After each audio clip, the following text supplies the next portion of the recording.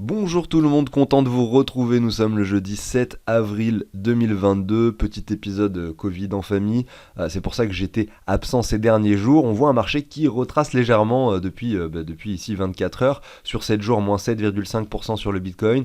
Est-ce que c'est alarmant? On va essayer de répondre à cette question aujourd'hui en faisant l'analyse du Bitcoin, hein. On va essayer de regarder le weekly, le daily, on va regarder un petit peu l'order flow, le crypto fear and greed qui se situe aux alentours des 34 en ce moment. Il y a donc des choses très intéressantes à dire, hein, surtout que ça fait une semaine que je n'avais pas fait d'émission. Et ensuite, on va enchaîner comme d'habitude avec les altcoins et on va en analyser quelques-unes. À savoir qu'en ce moment, on a des altcoins qui sont en train de perdre de la valeur par rapport au Bitcoin. Donc pour les personnes qui souhaitent recharger en altcoin, qui n'ont pas eu l'opportunité de le faire, peut-être que vous allez avoir encore cette occasion. On va aller voir un petit peu ce graphique également. D'ailleurs, regardez ici en daily, on avait confirmé des choses super intéressantes sur l'altcoin dominance qui indiquent un retournement de tendance. Là, on avait une jolie tendance baissière avec des altcoins qui sous-performaient par rapport au Bitcoin. Là, on commence à dessiner des W dans des W qui sont confirmés avec le retest de la neckline, la poussée assez puissante, hein. On vient chercher ce sommet et là, on voit qu'on commence à retracer. Donc, est-ce que c'est intéressant aujourd'hui de recharger? Oui, mais à voir quel niveau on pourrait atteindre, hein. On n'est peut-être pas sur la fin de cette chute, la fin finalement de ces altcoins qui perdent de la valeur par rapport au Bitcoin, ça pourrait continuer. Là, on a simplement rejoint les 23,6. Je pense qu'aujourd'hui, on l'a vu, hein, sur le marché, on a eu pas mal de confirmations haussières et on est plutôt sur une tendance de fond haussière, que ce soit sur les Bitcoins ou les altcoins. Donc les dips sont censés être intéressants, en tout cas pour investir. Donc là, on a peut-être un dip sur les 23,6. Peut-être qu'on pourrait approfondir ce dip sur les 38,2. Qui sait, nous pourrions même rejoindre les 61,8 à cet endroit-là, hein, ce qui ferait des altcoins qui perdraient par rapport au cours actuel, par rapport au niveau actuel, en moyenne encore 4,5% par rapport au Bitcoin. Et là, effectivement, ça serait une opportunité super intéressante pour acquérir des altcoins. Voilà, donc je vais vous passer l'introduction, on va débuter cette émission. Pensez à l'abonnement, au like si le contenu de la chaîne vous plaît. Moi, je vous dis à tout de suite.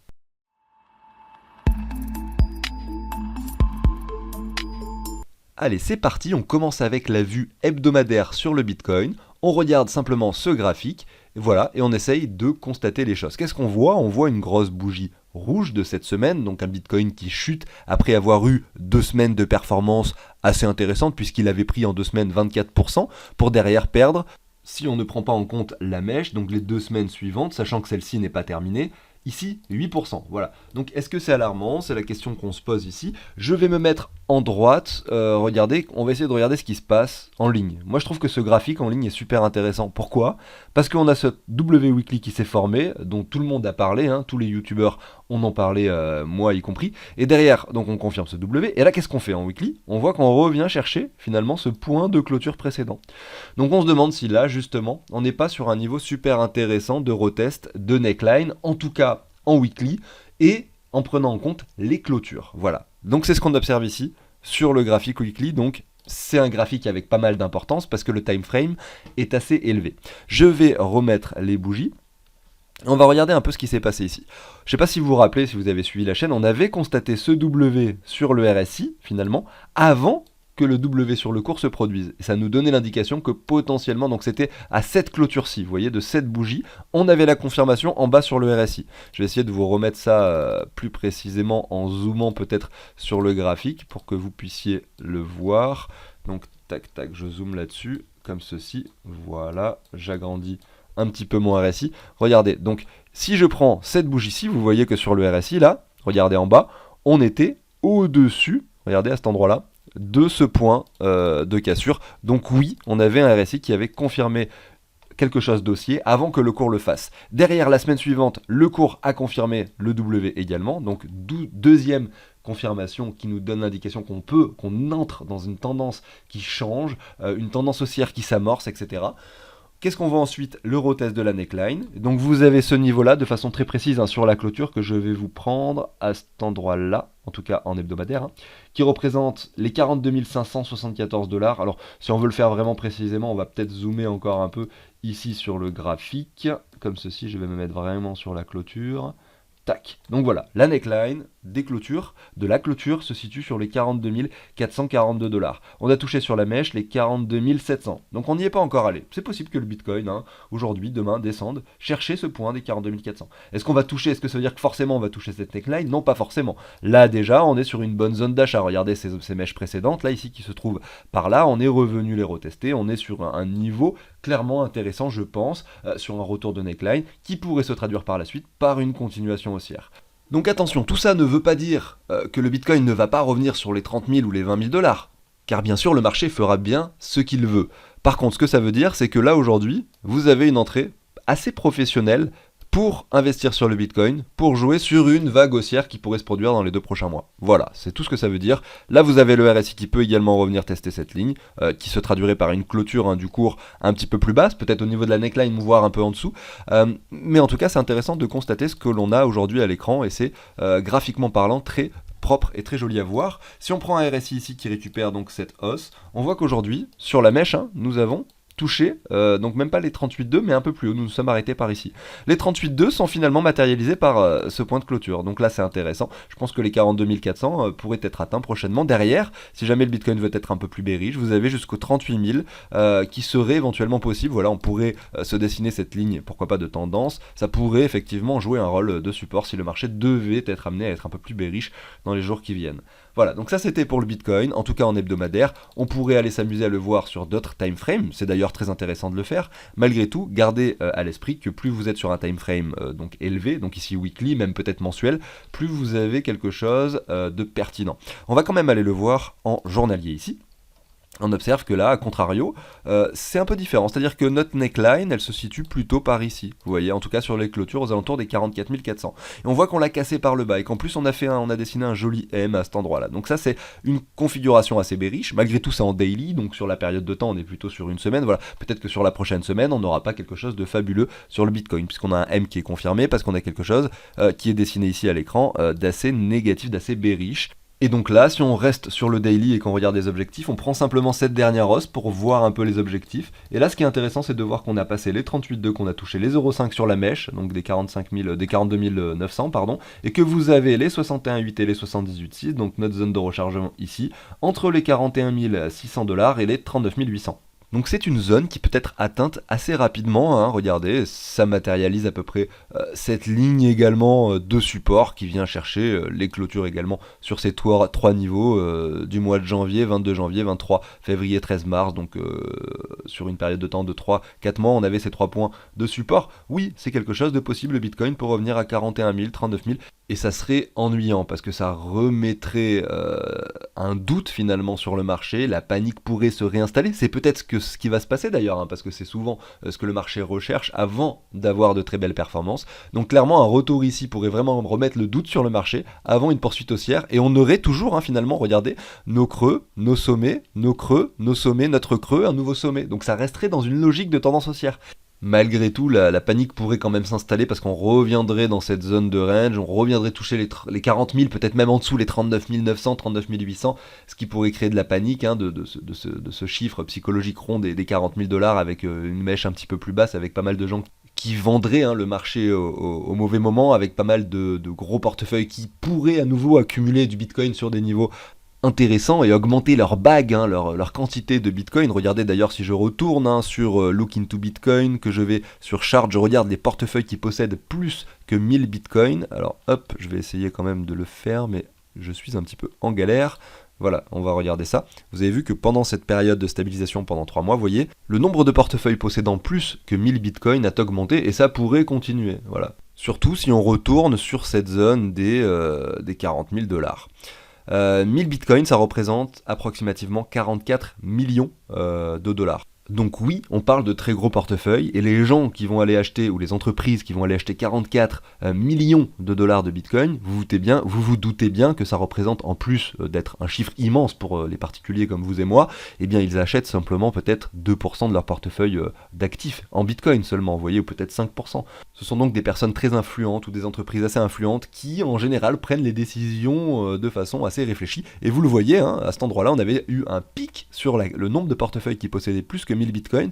Ça représente le sommet des 64 000 dollars en mai 2021. Et on voit que pendant cette période d'accumulation, ici, hein, entre les 60 000 et 64 000, grosso modo, eh bien, c'est à ce moment-là qu'ils se sont déchargés de leur bitcoin. Vous voyez cette chute au niveau du nombre de portefeuilles possédant plus que 1000 bitcoins. Donc souvent, ils prennent des décisions assez réfléchies. Voilà, c'est pas forcément toujours exact, hein. Des fois, ils peuvent commencer à décharger bien avant les sommets, etc., parce qu'ils veulent pas prendre trop de risques. Mais on voit qu'en général, c'est assez intéressant de suivre ce genre de graphique. Regardons rapidement le Crypto Fear and Greed, nous sommes sur les 34, donc oui, je pense que là, la probabilité pour que nous allions faire un nouveau sommet dès maintenant est très importante. Si jamais on revient sur les 40 000, on a une opportunité supplémentaire d'achat très intéressante, mais c'est pas sûr que ça se passe. Si ça se passe et qu'on revient sur les 40 000, il est fort à parier que le Crypto Fear and Greed descende aux alentours des 15, des 10, et qu'on retourne dans l'extrême peur, hein. Vous voyez, on est sur les 34, là aujourd'hui, alors que, en fait, on est en train de performer, d'avoir une structure qui se dessine, des choses très intéressantes. On est quand même haut, hein, regardez par rapport au niveau précédent qui avait été touché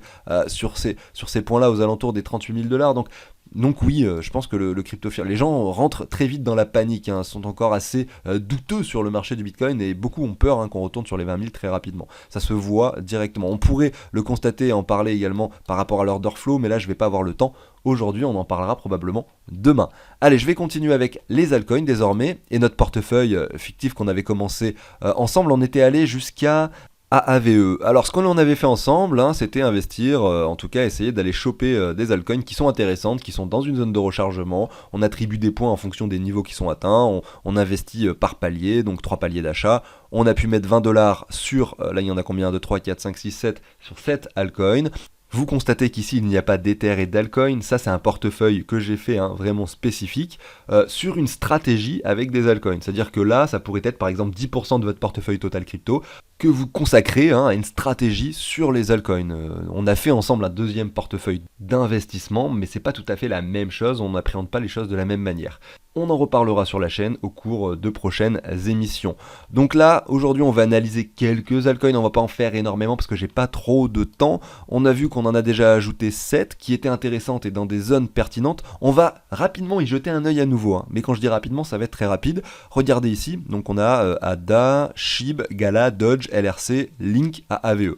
Donc si on regarde à AVE, on voit qu'on est en train de chuter. Donc effectivement, on avait investi 20 dollars, pas forcément au bon moment. C'est pour ça qu'on met des paliers, hein. Nous, l'idée c'est quoi? C'est de regarder ça, de mettre une sorte de Fibo comme ceci. Vous voyez que là, nous étions dans la zone de rechargement, déjà. Donc c'était intéressant d'investir, en tout cas de mettre un premier palier. Derrière, ce qu'on va rechercher pour investir un second ou un troisième palier, c'est les 85.4 ou la confirmation d'un W. Ça serait 2 paliers d'achat supplémentaires. Donc si le cours devait revenir au 85.4 par exemple, donc ne pas faire de nouveau plus bas ici et ensuite confirmer un W, eh bien on aura 20 dollars en plus à investir ici et hop, 20 dollars en plus à investir sur la confirmation du W. Et donc là, on voit sur AVE qu'effectivement, le cours est en train de retracer. Donc peut-être qu'on va venir chercher des niveaux intéressants d'investissement. Donc ça sera à suivre au fur et à mesure également, hein, sur les cryptos sur lesquels on a déjà investi. Donc on y jettera un œil, hein, petit à petit, rapidement. On va voir par exemple ici donc ADA. On voit également que là, eh bien, il retrace. En fait, sur toutes ces cryptos sur lesquelles on a investi déjà, on voit qu'il y avait des V-bottom. Donc c'est pas, voilà, des V-bottom comme ça. Donc c'est pas étonnant de voir des retours comme ceci pour éventuellement imaginer une structure par la suite. En tout cas, ce qui est sûr, c'est que on a privilégié les cryptos sur lesquels nous avions eu un très gros tracement ces derniers mois. Et donc, pour les 2 ou 3 prochains mois, je pense qu'on est plutôt sur des niveaux intéressants d'investissement. C'est pour ça que j'ai lancé ce portefeuille fictif avec vous. Allez, on va enchaîner avec la crypto-monnaie suivante. C'est ERN par rapport au dollar. Je vais vous en passer 3 aujourd'hui parce que, comme je vous le dis, j'ai pas trop de temps. Alors, Eternity Chain par rapport au dollar ici, vous voyez que là, alors est-ce que j'ai tout l'historique? On va essayer de se mettre sur Binance, voir ce que ça donne. Voilà, là j'ai quoi? Je suis en weekly, juin 2021. Et on observe sur CoinGecko qu'on n'a pas tout l'historique effectivement sur le graphique sur TradingView, puisqu'on avait débuté ici en mars 2021 pour toucher les 67 dollars en mars 2021 avant de retracer. Et le juin 2021 c'est plutôt par ici. Malgré tout, ça représente l'ancien bottom ici. Donc on est sur quelque chose qu'on peut quand même analyser. On a quand même pas mal d'historique. Vous voyez que là le sommet aux alentours du coup des 23 dollars, alors que la TH c'est bien les 67 qui avait été atteint avant, hein, par ici, là-bas, voilà, comme ceci, et on avait débuté à peu près sur ce point-là. Donc C'est intéressant, on voit que le plus bas niveau historique jamais atteint, c'était en mars 2021, il avait touché les 2,93$. Donc j'ai essayé de voir si ça c'était le bottom ou pas, mais non, parce qu'on regardait, on a touché les 4,36$, alors qu'effectivement en fait il était parti d'un point plus bas. Voilà.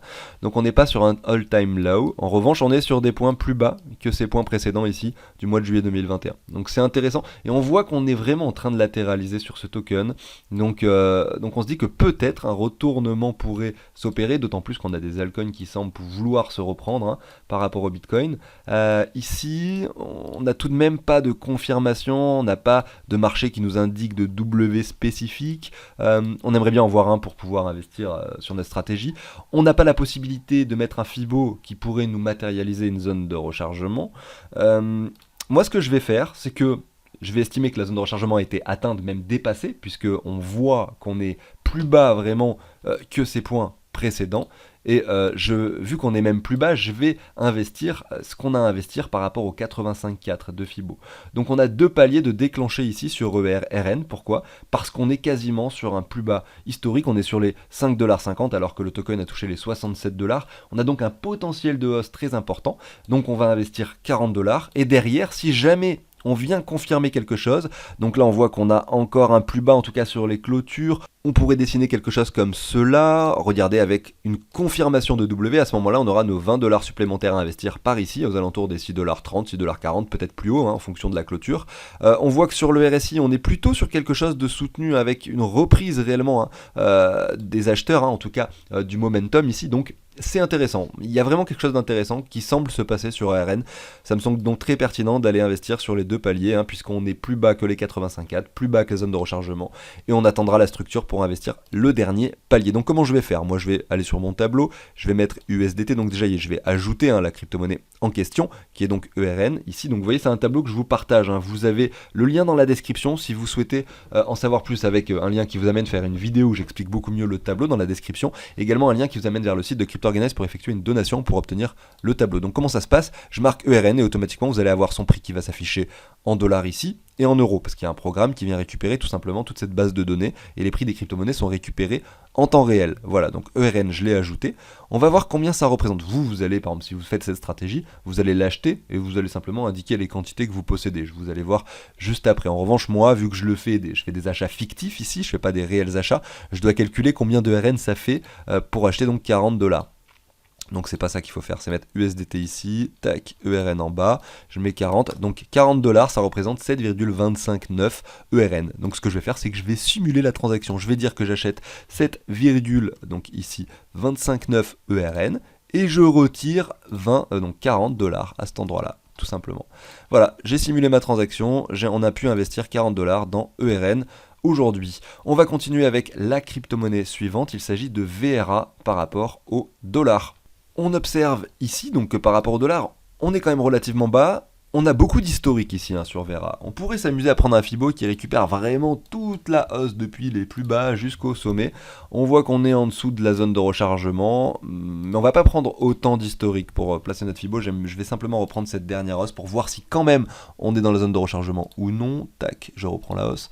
Et on voit qu'on y est. On est même sur le point des 78,6. On a même touché les 85,4 qui est un niveau, vous le savez, très intéressant pour investir. Regardez, si je positionne ma ligne sur les 85,4, c'est assez précis. On voit qu'il y a des acheteurs qui empêchent le cours d'aller plus bas. On a eu des mèches d'excès, mais derrière le cours rebondit à chaque fois pour aller simplement pour grimper à nouveau. On peut se mettre ici cette ligne, regardez, de tendance. Il faudrait vraiment qu'on vienne la casser par le haut. On n'a pas de confirmation haussière encore sur VRA. Il n'y a rien qui nous indique qu'on est prêt à aller chercher des points hauts ou une zone de rechargement située un petit peu au-dessus. Donc sur VRA, on n'a pas de confirmation de W, pas de confirmation de structure. Malgré tout, on est dans la zone de rechargement, quasiment sur les 78,6. On est sur des niveaux intéressants. Je vais retirer ces points-là. On voit qu'on est peut-être potentiellement en train de dessiner un W potentiel, regardez à cet endroit-là, qui pourrait se former avec une cassure comme ça. Donc oui, on va investir 20$, on est dans la zone de rechargement, on n'a pas de confirmation de structure, on n'est pas sur les 85,4 actuellement, donc on va y mettre seulement 20$. Alors, je vais le faire en off cette fois-ci.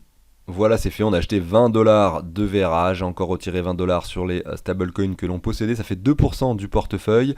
Donc oui, aujourd'hui on a un portefeuille assez bien réparti, on voit qu'il y a plus de RN puisqu'on en a pris 40$, toutes les autres on en a pris 20$. On verra par la suite quelles cryptos sont intéressantes d'ajouter, on analysera ça bien sûr au quotidien, les paliers également lorsque les structures seront confirmées, parce que si on a des confirmations haussières, etc. sur les altcoins de façon générale, toutes les structures vont forcément se produire, en tout cas sur la plupart, sauf si certains altcoins ne dessinent pas de structure, ne reviennent pas sur les 61.8 et décident de performer directement sur un V-bottom. À ce moment-là, on n'aura pas l'investissement de la structure. Vous voyez? Bon, on verra ça bien sûr au quotidien, au fur et à mesure sur la chaîne. Je voulais continuer avec VET, là j'ai pas le temps, je suis désolé, de toute façon on le passera probablement demain. Moi je vous souhaite une excellente journée, on se retrouve bien sûr demain sur la chaîne, salut tout le monde.